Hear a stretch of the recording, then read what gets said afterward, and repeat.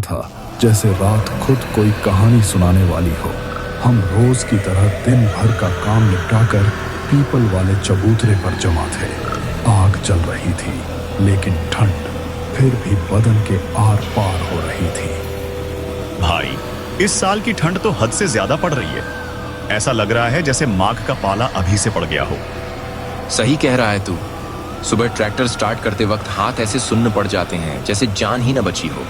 मुझे तो ठंड से ज्यादा उस बात की चिंता है जो श्यामू ने कल रात कही थी।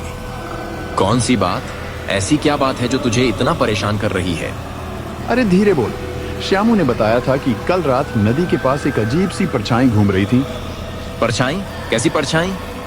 एक औरत की, वो भी बिल्कुल अकेली। श्यामू तो उसे देखकर बेहोश होते होते बचा। हवा और ठंडी हो गई थी। आग की लपटें भी जैसे सिहरने लगी हो। सब एक दूसरे की तरफ देखने लगे।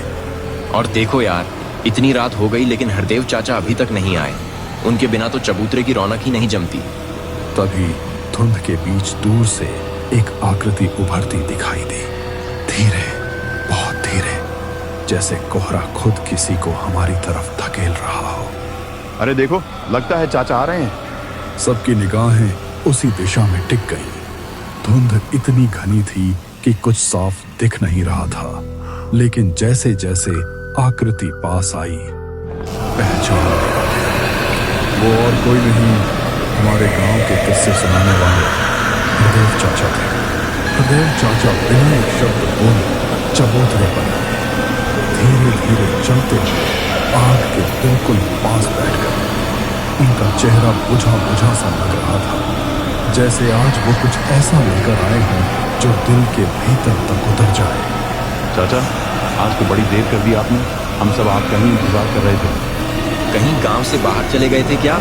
या फिर खेतों में ज्यादा काम पड़ गया? अरे मोहन, खेत में थोड़ा काम फंस गया था और ऊपर से ये ठंड हड्डियों तक उतर रही है। चाचा ने आग की तरफ हाथ बढ़ाए। लपटों की रोशनी उनके चेहरे पर पड़ रही थी। उनकी आंखों में आज कुछ अलग ही चमक थी। राजू, जरा शर्मा की दुकान से चाय ले आ। बिना चाय के कहानी में मजा नहीं आएगा। अभी लाया चाचा। चाय आने तक सब चुप हो गए। बस आग की लकड़ियों में चटकने की आवाज और ठंडी हवा की सनसनाहट। चाचा, आपकी कहानियां सुनते वक्त तो लगता है जैसे सब कुछ अपनी आंखों के सामने हो रहा हो। सच में चाचा, आप जो सुनाते हैं वो आम कहानियां नहीं होती। बस कर रे, इतनी तारीफ मत कर। आज जो कहानी मैं तुम लोगों को सुनाने वाला हूँ वो कोई मनगढ़ंत किस्सा नहीं